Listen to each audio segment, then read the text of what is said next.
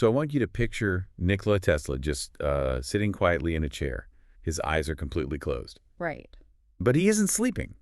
He is actually building a complex electrical turbine entirely inside his own mind. Like he visualizes every single gear, every coil, every piece of metal. It's wild to even think about. It really is. And then in his imagination, he turns the machine on. He lets it run for weeks in his head, checks the virtual components for microscopic wear and tear. Adjusts the balance, optimizes the design. Exactly. And only when the mental machine runs flawlessly does he finally pick up a pen and draw the blueprint. And the physical machine works perfectly on the very first try. Which just sounds like magic. Or science fiction. Right. You hear that and you think, how is that biologically possible? What kind of internal operating system allows a human brain to do that? Well, it sounds impossible, but it is a verifiable historical fact. And today, we are unpacking the underlying architecture of that exact level of human achievement. Yeah, we're doing a deep dive into a framework built around a single, highly provocative quote from Tesla himself. He said, if you want to find the secrets of the universe, think in terms of energy, frequency, and vibration. And our mission today is to extract the actionable insights from that framework and apply them to your daily life. Okay, let's unpack this. Because when you hear words like vibration and frequency, I mean, the mind immediately jumps to like crystal healing or new age mysticism. Oh, absolutely. People start picturing someone trying to manifest a sports car by staring at a vision board. Right, but we need to be clear right up front. The material we are diving into today strips all of that away. This isn't mystical thinking. We are looking at hard physics, neuroscience, and psychology applied to human behavior. I love that. So let's start with the foundation. Chapter 1, vibration, the inner world. Right. So in the context of human behavior, a vibration isn't some mystical aura. It is your thought process. Everything in the universe is vibrating energy, and that includes your thoughts. Because science can actually measure this invisible reality now, right? Right. Exactly. When you think, your brain generates electrical activity. If we hook you up to an EEG machine, we can watch those frequencies shift in real time. Like you have delta waves when you're in deep sleep, beta waves when you're stressed or actively problem solving. Gamma waves during a sudden flash of insight. Right. Your dominant habitual thoughts are literally broadcasting a measurable frequency. Elevating your life begins by consciously elevating the frequency of those habitual thoughts. And this is where the biology gets incredibly practical for you listening. Because your brain is processing, what, millions of bits of sensory information every single second? Easily millions, yeah. Right. And if you are consciously aware of all of it, like the hum of the refrigerator, the feeling of your socks, every car driving by outside, your nervous system would just completely overload and shut down. You wouldn't be able to function. So to survive, you have this bundle of neurons in your brainstem called the reticular activating system, or the RAS, which is basically a filter. Yeah, the RAS is essentially a nightclub bouncer for your conscious mind. I love this analogy. There is a massive line of sensory data trying to get into the club, but the bouncer has a very strict VIP list. Only a tiny fraction of information is allowed through the velvet rope. But the fascinating part is that you are the one handing the bouncer that VIP list. Yeah. And you do it through your habitual thoughts. Precisely. If you are constantly obsessing over everything going wrong in your career, your RAS filters your environment to show you evidence that confirms that negative bias. It's like when you buy a red car and suddenly you see red cars everywhere. Yes. But when you tune your internal frequency to a specific goal, the bouncer gets a new list. Suddenly, you start noticing the resources and the opportunities that were always sitting right there. You just literally could not perceive them before. Okay, but how do we actually program that? Because I feel like accessing the deeper layers of that programming requires getting past your waking analytical mind. It does, and there are two critical neurological windows where the bouncer actually takes a break. We call them the hypnagogic state, that tiny luminous corridor of consciousness right as you were falling asleep. Oh, I know that feeling. Right. And the hypnopompic state, which is the mirror image right as you're waking up. And in those threshold moments, your brain shifts into producing theta waves, which are these slower rolling brain waves. Because the harsh logical filter is temporarily down in a theta state, your brain can open up associative pathways. It starts connecting concepts that your rigid waking mind would never pair together. Which is how a lot of historic breakthroughs happen. Like August Kekulé, the chemist. He struggled for years to understand the molecular structure of benzene. His analytical mind was just completely stuck. Right, and then what happened? One afternoon, he drifted off by a fire into that hypnagogic state, and he had this vivid dream of a snake eating its own tail, the ancient Ouroboros symbol. He jolted awake and realized the carbon atoms were arranged in a ring. The answer was found purely because he accessed a different frequency. Exactly. Or think about the tuning fork analogy. If you strike a tuning fork, and there's another one nearby calibrated to the same frequency, it starts vibrating without even being touched. It's sympathetic resonance. Right. Our thoughts broadcast and attract similar frequencies. But I have to ask a pushback question here. Is self-talk actually that powerful? Or is it just toxic positivity? Oh, that's a crucial distinction. Because if I just sit on my couch all day in a theta state, visualizing myself running a marathon, Yeah. I'm not actually going to get anywhere. No, you're not. Pure positive visualization can actually be a trap. Gabrielle Oettingen, a researcher at NYU, studied this extensively. She developed a framework called mental contrasting, or the WOOPy method. Whoop. Yeah. Her research revealed that if you only visualize a positive outcome, you trick your brain into feeling like you have already achieved the goal. Wait, really? Yes, you experience a premature dopamine release, which actually drains your biological motivation to do the work. You feel so good about the fantasy that you lose the drive to execute it. Wow, so you have to introduce friction into the fantasy. Exactly. True visualization requires mental contrasting. You must vividly visualize the brilliant positive outcome, but immediately contrast it by visualizing the very real, gritty obstacles standing in your way. That biological tension is what programs the mind for execution. Right, and you can amplify this with how you talk to yourself. The psychologist Ethan Kross found that speaking to yourself in the third person, using your own name, creates psychological distance. Oh, I've tried that. It feels weird at first. It does, but it activates neural circuits similar to receiving wise counsel from a friend.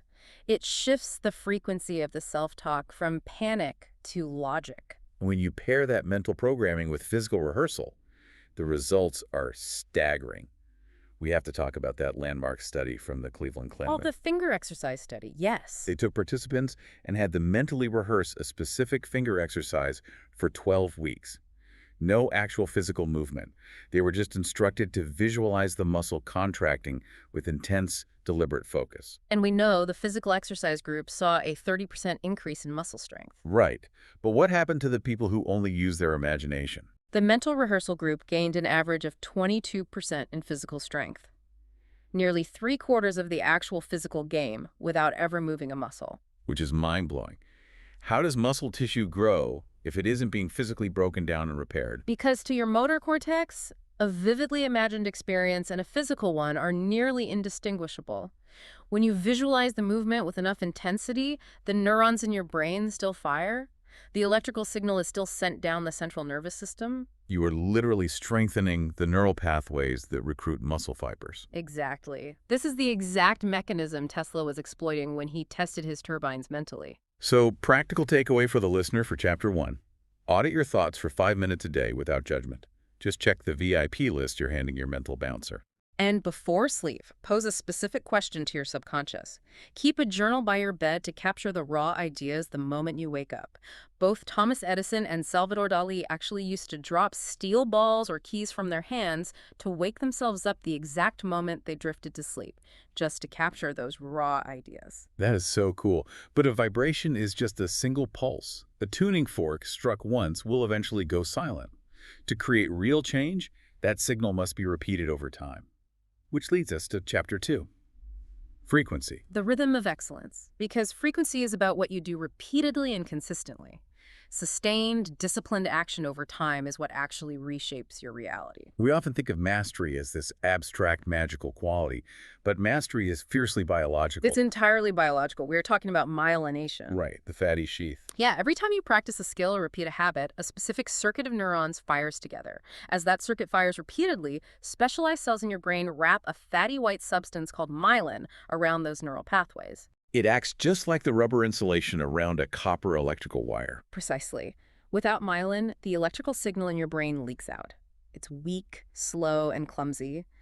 But as you engage in deep practice, which is a concept from Daniel Coyle, practicing right at the edge of your current ability, the myelin sheath grows thicker. It prevents signal leakage and dramatically increases the speed and efficiency of the electrical impulse. A heavily myelinated pathway turns a bumpy dirt road into a frictionless, high-speed fiber optic cable. The behavior becomes automatic. But building that biological superhighway is where most of us crash. We enter what is often called the valley of disappointment. Oh, the valley, yes. I am incredibly guilty of this. You're putting in massive effort, but seeing absolutely zero results on the surface. Like, I'll start a new writing habit, put in intense effort for 4 days, and when I realize I haven't produced a masterpiece, the motivation vanishes. Right, because of the plateau of latent potential. Progress doesn't look like a straight line upward. Exactly. But I have to challenge this a bit. Doesn't all this strict routine and discipline just kill a person's natural creativity? Sounds exhausting. It seems counterintuitive, but rigid discipline in the mundane areas of your life is actually what protects your creative energy. Really? How so? Because the brain is subject to decision fatigue. Routinizing the mundane preserves your peak cognitive capacity for creative work. As former Navy SEAL Jocko Willink famously says, discipline equals freedom. By automating the trivial, you liberate the exceptional. That is the essence of frequency. Relying on willpower fails because willpower always depletes. You have to automate excellence. James Clear calls this habit stacking. You tie a new behavior to an existing one. Like, after I sit down with coffee, I will write for 20 minutes. Yes. You attach the new frequency to an existing one, and you let the myelination process run quietly in the background. It's like the farmer analogy. A farmer doesn't plant a seed and then dig it up every morning to see if it's growing. Right. You must trust the unseen compounding process. Exactly. The foundation is being laid, even if it hasn't crossed the threshold into visible progress yet. So the practical takeaway here: commit to the unsexy fundamentals when no one is watching. Start small, stack a new habit onto an existing one, and maintain your frequency even in the valley of disappointment. Just keep striking the rock. The myelin is building. Okay, here's where it gets really interesting. We've Yeah. got the mental vibration from Chapter 1 and the habitual frequency from Chapter 2. Right. But an immaculately engineered machine is completely useless if there's no fuel. What powers this entire system? That brings us to Chapter 3, energy. The force that moves the world. Human energy is a multidimensional resource, physical, mental, emotional. It has to be fiercely protected, systematically renewed, and aligned with a massive purpose. Because energy is literally the capacity to do work. Without it, vision and skills are just uncompressed springs. And I think we can apply Newton's first law of motion here. An object at rest stays at rest. Oh, absolutely. Overcoming starting inertia is the most biologically expensive part of any task. Getting the boulder to roll the first 5 inches takes significantly more energy than keeping it rolling for the next 5 miles. The stop-start cycle destroys momentum, which totally reframes how we view human procrastination. How do you mean? Well, we tend to view procrastination as a moral failing, like laziness. Yeah.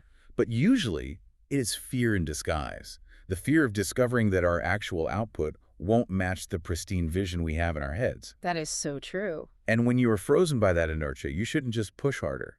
You need to lower the barrier to start, just to get the boulder moving an inch. And once the momentum catches, maintaining it requires looking at rest differently. Hustle culture is biologically backwards. Rest is not a reward for work. It is the absolute foundation of productivity. Wait, I have to push back on this based on our own subject matter. Didn't Tesla only sleep 2 hours a night? How can we talk about rest being important if the master himself barely slept? That's a very common myth. While Tesla did sleep little at night, the historical record shows he engaged in deep, meditative daytime rest that closely resembled his waking creative flow. Oh, so he was still getting that recovery. Exactly. And the researcher Peretz-Levy actually proved the necessity of this with his work on ultradian rhythms.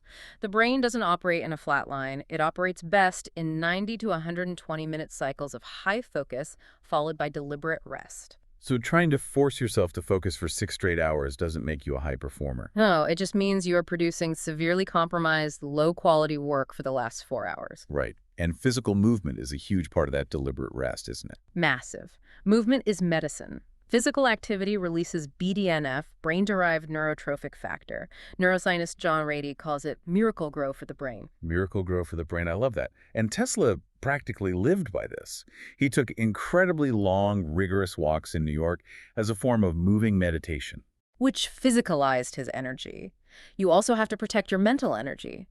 Performing a weekly review to offload open loops from your brain to an external system frees up cognitive RAM. But the absolute highest tier of energy, the apex, is purpose. Yes. Think about Viktor Frankl surviving the concentration camps because he retained a sense of purpose, a reason to survive. Purpose physically sustains life. Tesla's energy was inexhaustible because his purpose was entirely outwards, providing unlimited energy to end human suffering.